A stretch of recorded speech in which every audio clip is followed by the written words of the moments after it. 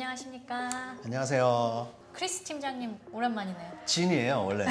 진이님? 예, 진이 집이고 제가 진인데 진이를 맡고 있는데 요즘 들어 너무 크리스 팀장으로만 나왔던 것 같아요. 저희가 오랜만에 이렇게 두 명이서 앉아가지고 인터뷰 형식으로 한번 또 진행을 해볼 예정이에요. 네. 뒷동산 코너가 있었는데 뒤쳐졌죠 이제. 1년에 한 번 나올까 말. 그래서 오늘은 호주 부동산 유튜브 채널 진이집의 뒷동산으로 저희가 돌아왔습니다. 5월이 되면서부터도 그렇지만 새집, first home buyer들이 새집을 짓는 거에 대한 혜택이 많아지면서 문의가 많아요. 그래서 그런 상담에 관련돼서 문의 받았던 내용들을 좀 파헤쳐보기, 해소를 해보기 주제로 뒷얘기가 네. 될 수도 있고요. 그쵸.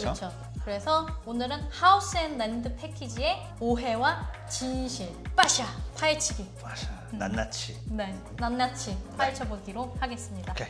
그럼 첫 번째 질문은 정부 혜택이 많아지면서 새집에 대한, 특히 네. 새집에 대한 그런 혜택이 많아지면서 새집을 짓고 싶어하고 관심이 있어 하시는 분들이 많아졌어요. 맞아요. 그래서요 이제 상담을 하기도 많이 하고 하는데 제일 걱정하고 제일 많이 하는 질문들 중에 카더라? 그렇죠. 일종의 카더라. 오케이. 뭐 카더라가 이제 좋은 경험의 카더라로 이렇게 풀어주면 좋은데 대부분 사람들은 부정적인 얘기나 안 맞아요. 좋은 사례들을 가지고 얘기를 많이 하다 보니까 카더라가 정말 부정적인 거에 더 재미를 느끼는 것 같아요. 그렇죠. 사람들이. 사람의 심리가 약간 그럴 수 있으니까. 그러면 이제 새 집을 짓고 싶은데 네. 새 집 너무 좋잖아요, 사실. 그쵸. 주변에서 아우 짓지 말아라. 어느 집 4년 걸려서 지었다더라. 어느 집 짓다가 계속 딜레이 돼가지고 아직도 완공이 안 됐다더라. 뭐 이런 것들이 있어요.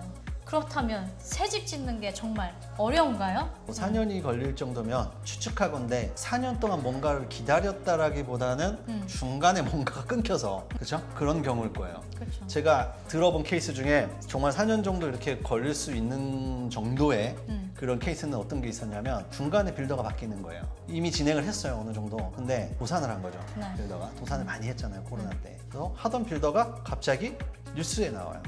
그러더니 트레이디드랑 연락이 막 안 돼요. 그러고 나서 이제 다른 빌더들이 컨택을 해오게 되죠. 그나마 다행이에요 그러면. 그러면서 컨트랙을 다시 쓰자. 프라이스가 이렇게 올라갔으니 8만 불만 더 내라. 다시 쓰자. 이런 케이스예요. 그러다 보면 이게 또 순조롭게 진행이 되면 되는데 어떤 바이어 입장에서는 누가 순순히 8만 불을 내고 싶겠어요. 솔리스터한테 연락을 해서 이거 되냐 안 되냐 물어보고 대답도 잘 안 하겠지. 그쪽은 도산한 쪽은. 그러니까 이게 막 계속 딜레이가 되는데 내 이자까지 멈추면 얼마나 좋아요. 돈 계속 나가잖아. 랜드 세트했으니까. 그렇죠.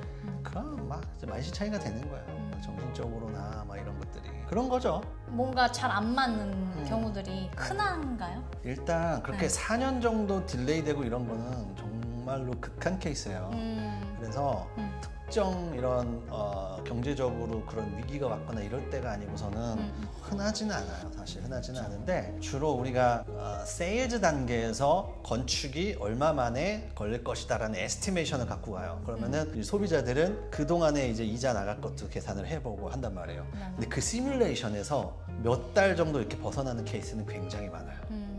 새 집이라고 해서 같은 프로세스는 아니에요. 그래서 내가 짓고 싶은 집은 땅을 따로 구매하고 빌더를 따로 컨택해서 한 단 한 단 타일부터 페인트 색깔부터 다 고를 수 있는 거고 저희가 또 그냥 인베스트먼트로 하는 하우스 앤 랜드 패키지는 풀 턴키라고 해서 랜드스케이핑, 드라이브웨이 다 돼 있잖아요. 그러면 봤을 때 둘 중에 어느 게 어려워요? 질문에서 이미 답이 나오는 거나 마찬가지인데 한 땀 한 땀 하는 게 당연히 어렵겠죠. 왜냐면은 이게 어디서부터 손을 대야 될지도 이제 머리에 안 잡힐 거야.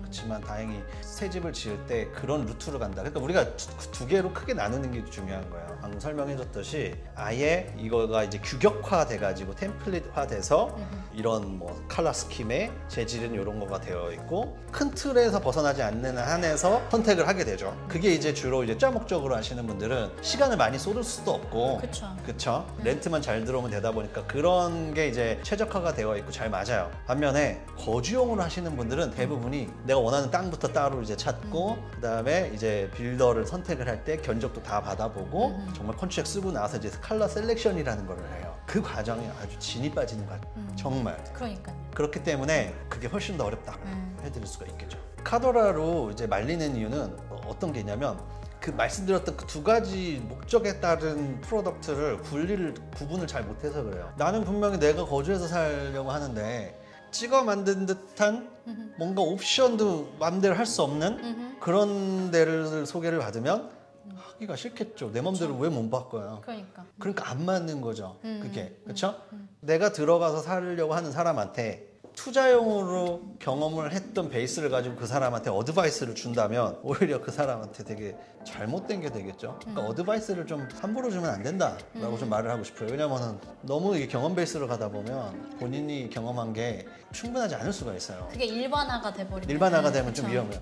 거의 대부분의 실수가 거기서 오더라고요. 들은 얘기들이 지극히 본인들 기준에서 설명을 해주는 건데 정말 상대방을 위한 거라면 그 상대방의 지금 상황이 어떤 건지를 먼저 알고서 얘기를 해주는 게 좋아요. 그러면서 많이 실수가 발생하는 것 같아요. 그럼 여기서 이제 내릴 수 있는 결론은 새집 짓기는 일단 어렵다기보다 쉽지는 않다. 쉽지는 않다. 하지만 그 쉽지 않은 길을 어떻게 선택을 하고 누구와 가냐에 따라서 그거에 대한 엔드 리절트에 대한 가치가 엄청나게 차이가 난다. 그렇겠네요. 네. 방법이 있어요. 방법 궁금하시죠?